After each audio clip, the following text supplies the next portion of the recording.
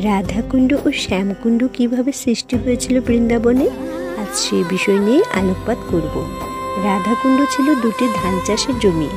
ভগবান শ্রীকৃষ্ণ যখন অরিষ্টাসুরকে বধ করলেন, তখন শ্রীমতী রাধারানী ও সখীগণ বলেন, হে গোবিন্দ, তোমার গোবধের পাপ লেগেছে, আর এই পাপ থেকে উদ্ধার পাওয়ার জন্যে তোমাকে সর্বতীর্থের জলে স্নান করতে হবে। তখন ভগবান শ্রীকৃষ্ণ নিজের গোড়ালি দিয়ে আঘাত করে করে একটি কুণ্ড খনন করেন এবং সকল নদী ও তীর্থের জলকে সেই কুণ্ডে আহ্বান করেন। সেই কুণ্ডটি হল শ্যামকুণ্ড। অপরদিকে শ্রীমতী রাধারানী নিজের হাতের কঙ্গন দ্বারা একটি কুণ্ড খনন করলেন এবং মানসী গঙ্গা থেকে জল এনে সেই কুণ্ডকে পূর্ণ করে। ভগবান শ্রীকৃষ্ণ সকল নদীকে আদেশ করেন রাধাকুণ্ডে প্রবেশ করতে।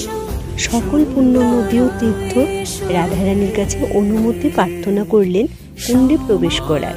শ্রীমতী রাধারানী অনুমতি ক্রমে সকল নদী ও তীর্থ সেই কুণ্ডে প্রবেশ করে। কালের করাল গ্রাসে এই তীর্থ হারিয়ে গিয়েছিল। পরবর্তীকালে শ্রী চৈতন্য মহাপ্রভু এই তীর্থভূমিকে পুনরায় উদ্ধার করেন। যিনি শ্যামকুণ্ডে স্নান করেন তিনি রাধারানীর কৃপা লাভ করেন, আর অপরদিকে যিনি রাধাকুণ্ডে স্নান করেন তিনি গোবিন্দের কৃপা লাভ করেন। এইভাবেই রাধাকুণ্ড ও শ্যামকুণ্ডের সৃষ্টি হয়েছিল।